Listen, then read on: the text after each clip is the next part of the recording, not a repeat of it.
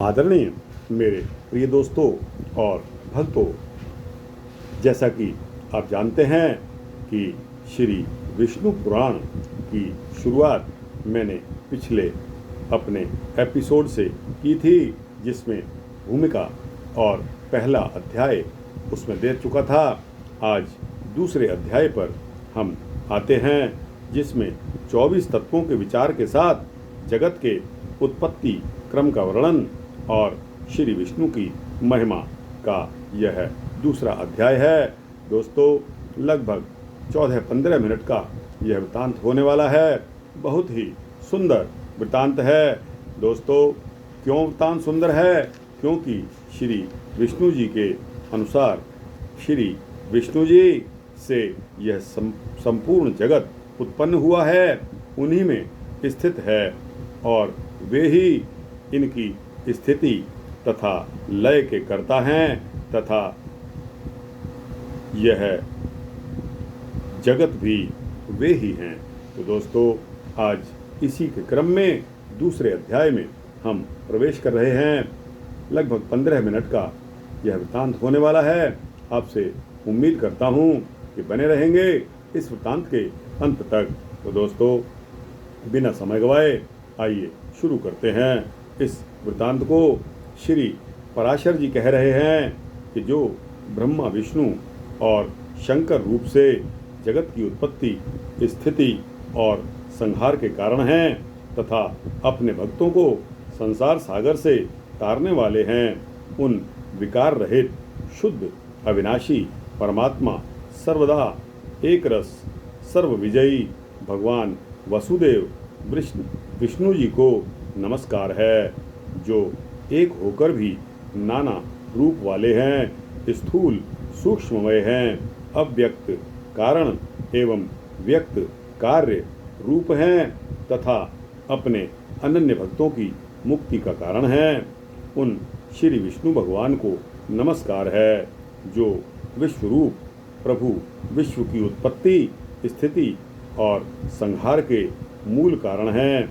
उन परमात्मा विष्णु भगवान को मेरा नमस्कार है, जो विश्व के अधिष्ठान हैं, अति सूक्ष्म से भी सूक्ष्म हैं, सर्व प्राणियों में स्थित पुरुषोत्तम और अविनाशी हैं, जो परमार्थतः वास्तव में अति निर्मल ज्ञान स्वरूप हैं, किंतु अज्ञानवश नाना पदार्थ रूप से प्रतीत होते हैं, तथा जो काल स्वरूप से जगत की उत्पत्ति और स्थिति में समर्थ एवं उनका संहार करने वाले हैं।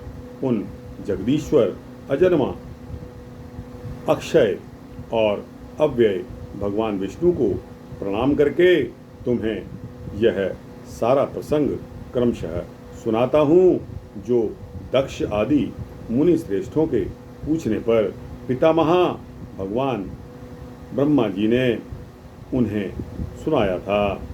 वह प्रसंग दक्ष आदि मुनियों ने नर्मदा तट पर राजा पुरुकुत्स को सुनाया था। राजा पुरुकुत्स तथा राजा पुरुकुत्स ने सारस्वत से और सारस्वत ने मुझसे बताया था, जो पर यानी कि प्रकृति से भी पर परम श्रेष्ठ अंतरात्मा में स्थित परमात्मा रूप, वर्ण, नाम और विशेषण आदि से रहित हैं, जिनमें जन्म, वृद्धि, परिणाम, क्षय और नाश इन 6 विकारों का सर्वथा अभाव है, जिसको सर्वदा केवल है इतना ही कह सकते हैं, तथा जिनके लिए यह प्रसिद्ध है कि वे सर्वत्र हैं और उनमें समस्त विश्व बसा हुआ है। इसीलिए विद्वान जिसको वसुदेव कहते हैं, वही नित्य, अजन्मा, अक्षय, अव्यय, एक रस और हेय गुणों के अभाव के कारण निर्मल पार ब्रह्म है। वही इन सब व्यक्त कार्य और अव्यक्त कारण जगत के रूप से तथा इसके साक्षी पुरुष और महाकारण काल के रूप में स्थित है। हे द्विज, परब्रह्म का प्रथम रूप पुरुष है। अव्यक्त यानी कि प्रकृति और व्यक्त यानी कि महदादि उसके अन्य रूप हैं तथा सबको शोभित करने वाला होने से काल उसका परम रूप है। इस प्रकार जो प्रधान पुरुष, व्यक्त और काल इन चारों से परे है तथा जिसे पंडित जन ही देख पाते हैं, वही भगवान विष्णु का परम पद है। प्रधान पुरुष, व्यक्त और काल ये भगवान विष्णु के रूप पृथक पृथक यानी कि अलग अलग संसार की उत्पत्ति, पालन और संहार के प्रकाश तथा उत्पाद में कारण हैं। भगवान विष्णु जो व्यक्त, अव्यक्त, पुरुष और काल रूप से स्थित होते हैं, इसे उनकी बालवत क्रीड़ा ही माना जाए, बालवत क्रीड़ा ही समझो। उनमें से अव्यक्त कारणों को जो सदस्वरूप कारण, शक्ति विशिष्ट और नित्य सदा एक रस हैं, श्रेष्ठ मुनिजन प्रधान तथा सूक्ष्म प्रकृति कहते हैं। वह क्षय रहित है, उसका कोई अन्य साधन भी नहीं है तथा अप्रमेय, अजर, निश्चल, शब्द, स्पर्श आदि शून्य और रूप आदि रहित है। वह त्रिगुणमय और जगत का कारण है तथा स्वयं अनादि एवं उत्पत्ति और लय से रहित है। यह संपूर्ण प्रपंच प्रलय काल से लेकर सृष्टि के आदि तक उसी से व्याप्त था। हे विद्वान, श्रुति के मर्म को जानने वाले, श्रुति परायण ब्रह्मवेता महात्मा गण इसी अर्थ को लक्ष्य करके प्रधान के प्रतिपादक इस निम्नलिखित श्लोक को कहा करते हैं। उस समय प्रलय काल में न दिन था, न रात्रि थी, न ही आकाश था और न ही पृथ्वी थी, न ही अंधकार था और न ही प्रकाश था और न इसके अतिरिक्त कुछ और ही था। बस श्रोत्रादि इंद्रियों और बुद्धि आदि का अविषय एक प्रधान ब्रह्म और पुरुष ही था। हे विप्र, विष्णु के परम उपाधि रहित स्वरूप से प्रधान और पुरुष ये दो रूप हुए। यहाँ आप दोबारा सुन सकते हैं कि हे विप्र, विष्णु के परम यानी कि उपाधि रहित स्वरूप से प्रधान और पुरुष ये दो रूप हुए। उसी विष्णु के जिस अन्य रूप के द्वारा वे दोनों यानी कि सृष्टि और प्रलय में संयुक्त और वियुक्त होते हैं, उस रूपांतर का ही नाम काल है। बीते हुए प्रलय काल में यह व्यक्त प्रपंच प्रकृति में लीन था, इसलिए प्रपंच के इस प्रलय को प्राकृत प्रलय कहते हैं। हे द्विज, काल रूप भगवान अनादि हैं, इनका अंत नहीं है, इसीलिए संसार की उत्पत्ति, स्थिति और प्रलय भी कभी नहीं रुकते। ये प्रलय रूप से, ये प्रवाह रूप से निरंतर चलते रहते हैं। हे मैत्रेय, प्रलय काल में प्रधान यानी कि प्रकृति के साम्यावस्था में स्थित हो जाने पर, पुरुष के प्रकृति से पृथक स्थित हो जाने पर विष्णु भगवान का काल रूप इन दोनों को धारण करने के लिए प्रवृत्त होता है। तदनंतर मार्ग काल उपस्थित होने पर उन पारब्रह्म परमात्मा विश्वरूप सर्वव्यापी सर्वभूतेश्वर सर्वात्मा परमेश्वर ने अपनी इच्छा से विकारी प्रधान और अविकारी पुरुष में प्रविष्ट होकर उनको शोभित किया है। जिस प्रकार क्रियाशील न होने पर भी गंध अपनी सन्निधि मात्र से ही मन को दूषित कर देता है, उसी प्रकार परमेश्वर अपनी सन्निधि मात्र से ही प्रधान और पुरुष प्रेरित करते हैं। हे ब्राह्मण, वह पुरुषोत्तम ही इनको शोभित करने वाले हैं और वे ही शुद्ध होते हैं तथा संकोच यानी कि साम्य और विकास यानी कि शोभ युक्त प्रधान रूप से भी वे ही स्थित हैं। ब्रह्म आदि समस्त ईश्वर के ईश्वर वे विष्णु ही समष्टि व्यष्टि रूप ब्रह्म आदि जीवन रूप तथा महत्व रूप से स्थित हैं। हे द्विज श्रेष्ठ, मार्ग काल के प्राप्त होने पर गुणों की साम्यावस्था रूप प्रधान जब विष्णु के क्षेत्र रूप से अधिष्ठित हुआ तो उससे महतत्व की उत्पत्ति हुई। उत्पन्न हुए को महान को प्रधान तत्व ने आवृत्त किया। महत तत्व सात्विक, राजस और तामस भेद से 3 प्रकार का है, किंतु जिस प्रकार बीज छिलके से समभाव से ढका रहता है वैसे ही यह त्रिविध महतत्व प्रधान तत्व से सब ओर व्याप्त है। फिर त्रिविध महतत्व ही वैकारिक यानी कि सात्विक, तेजस यानी कि राजस और तामस भूतादि 3 प्रकार का अहंकार उत्पन्न हुआ। हे महामुने, वह त्रिगुणात्मक होने से भूत और इंद्रिय आदि का कारण है और प्रधान से जैसे महतत्व व्याप्त है वैसे ही महतत्व से वह अहंकार व्याप्त है। भूत आदि नामक तामस अहंकार ने विकृत होकर शब्द तन्मात्रा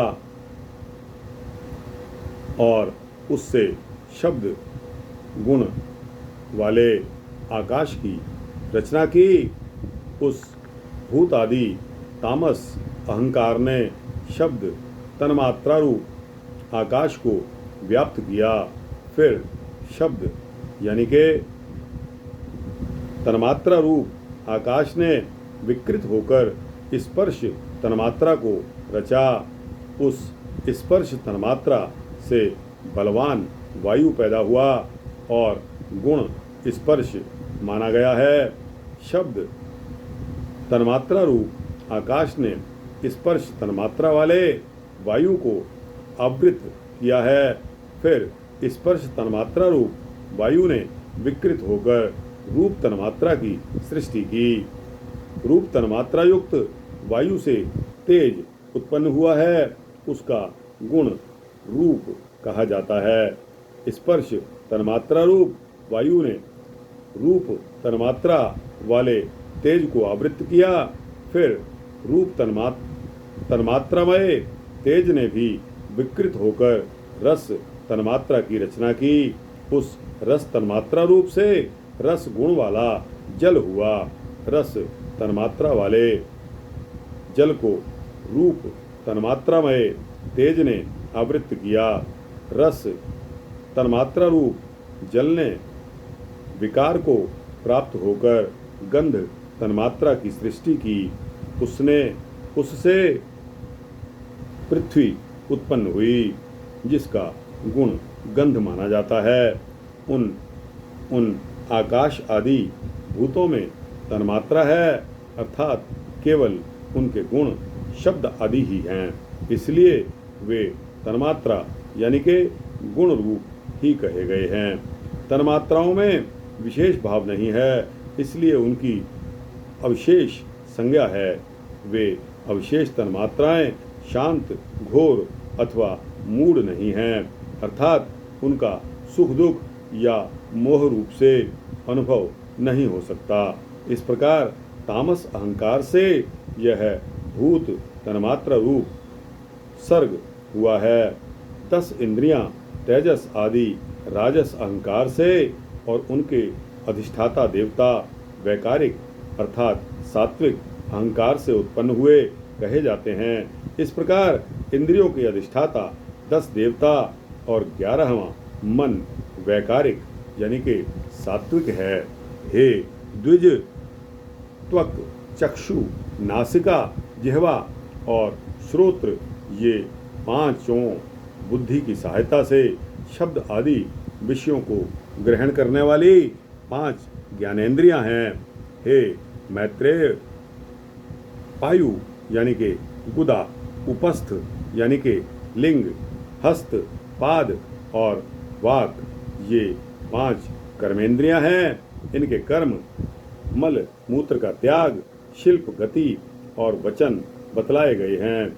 वे आकाश, वायु, तेज, जल और पृथ्वी, ये पांचों भूत उत्तरोत्तर क्रमशः शब्द, स्पर्श आदि 5 गुणों से युक्त हैं। ये 5 भूत शांत, घोर और मूढ़ हैं, अर्थात सुख दुख और मोह युक्त हैं। अतः ये विशेष कहलाते हैं। इन भूतों में पृथक पृथक नाना शक्तियां हैं। अतः वे परस्पर पूर्णतया मिले बिना संसार की रचना नहीं कर सके। इसलिए एक दूसरे के आश्रय रहने वाले और एक ही संघात की उत्पत्ति के लक्ष्य वाले महत्व से लेकर विशेष पर्यंत प्रकृति के इन सभी विकारों ने पुरुष से अधिष्ठित होने के कारण परस्पर मिलकर सर्वथा एक होकर प्रधान तत्व के अनुग्रह से अंड की उत्पत्ति की। हे महाबुद्धे, जल के बुलबुले के समान क्रमशः भूतों से बड़ा हुआ वह गोलाकार और जल पर स्थित महान अंड ब्रह्म यानी के हिरण्यगर्भ रूप विष्णु का अति उत्तम प्राकृत आधार हुआ। उसमें वे अव्यक्त स्वरूप जगतपति विष्णु व्यक्त हिरण्यगर्भ रूप से स्वयं ही विराजमान हुए। उन महात्मा हिरण्यगर्भ का सुमेर, उल्व यानी के गर्भ को ढकने वाली झिल्ली, अन्य पर्वत, जरायु यानी के गर्भाशय तथा समुद्र गर्भाशयस्थ रस था। हे विप्र, उस अंड में ही पर्वत और द्वीप आदि के सहित समुद्र, ग्रहगण के सहित संपूर्ण लोक तथा देव, असुर और मनुष्य आदि विविध प्राणी वर्ग प्रकट हुए। वह अंड पूर्व की अपेक्षा 10-10 गुण अधिक जल, अग्नि, वायु, आकाश और भूत आदि अर्थात तामस अहंकार से आवृत्त हैं तथा भूत आदि महतत्व से घिरा हुआ है और इन सबके सहित वह महतत्व भी अव्यक्त प्रधान से आवृत है। इस प्रकार जैसे नारियल के फल का भीतरी बीज बाहरी से कितने ही छिलकों से ढका रहता है, वैसे ही यह अंड इन 7 प्राकृत आवरणों से घिरा हुआ है। उसमें स्थित स्वयं विशेषकर भगवान विष्णु ब्रह्मा होकर रजोगुण का आश्रय लेकर इस संसार की रचना में प्रवृत्त होते हैं तथा रचना हो जाने पर सत्वगुण विशिष्ट अतुल पराक्रमी भगवान विष्णु उसका कल्पांत पर्यंत युग युग में पालन करते हैं। हे मैत्रेय, फिर कल्प का अंत होने पर अति दारुण तमह प्रधान रुद्र रूप धारण कर वे जनार्दन विष्णु ही समस्त भूतों का भक्षण कर लेते हैं। इस प्रकार समस्त भूतों का भक्षण कर संसार को जलमय करके वे परमेश्वर शेष शैया पर शयन करते हैं। जगने पर ब्रह्मा रूप होकर वे फिर जगत की रचना करते हैं। वह एक ही भगवान जनार्दन जगत की सृष्टि, स्थिति और संहार के लिए ब्रह्मा, विष्णु और शिव इन 3 संज्ञाओं को धारण करते हैं। वे प्रभु विष्णु सृष्टा यानी कि ब्रह्मा होकर अपनी ही सृष्टि करते हैं, पालक विष्णु होकर पाल्य रूप अपना ही पालन करते हैं और अंत में स्वयं ही संहारक यानी कि शिव तथा स्वयं ही उपसंहृत यानी कि लीन होते हैं। पृथ्वी, जल, तेज, वायु और आकाश तथा समस्त इंद्रियां और अंतःकरण आदि जितना जगत है सब पुरुष रूप हैं और क्योंकि वह अव्यय विष्णु ही विश्वरूप और सर्वभूतों के अंतरात्मा है, इसलिए ब्रह्मा आदि प्राणियों में स्थित सर्गादिक भी उन्हीं के उपकारक हैं। अर्थात जिस प्रकार ऋत्विजों द्वारा किया हुआ हवन यजमान का उपकारक होता है, उसी तरह परमात्मा के रचे हुए समस्त प्राणियों द्वारा होने वाली सृष्टि भी उन्हीं की उपकारक है। वे सर्वस्वरूप श्रेष्ठ वरदायक और वरेण्य प्रार्थना के योग्य भगवान विष्णु ही ब्रह्मा आदि अवस्थाओं द्वारा रचने वाले हैं। वे ही रचे जाते हैं, वे ही पालते हैं, वे ही पालित होते हैं और वे ही संहार करते हैं और स्वयं ही संहृत होते हैं। इति श्री विष्णु पुराणे प्रथमेशे द्वितीय अध्याय। तो दोस्तों, यहाँ विष्णु पुराण का द्वितीय अध्याय समाप्त होता है। आपको कैसा लगा? अच्छा लगा हो तो इसको लाइक और शेयर करिए, अपने दोस्तों, भक्तों, मित्रों, जिज्ञासुओं तक पहुँचाइए। दोस्तों, कमेंट सेक्शन में अपने कमेंट्स भी अवश्य दीजिए और इस चैनल को अगर आप सब्सक्राइब कर देंगे तो आपको इसी तरह के सूक्ष्म भक्ति वृत्तांत मिलते रहेंगे। जय श्री हरि, जय श्री विष्णु हरि।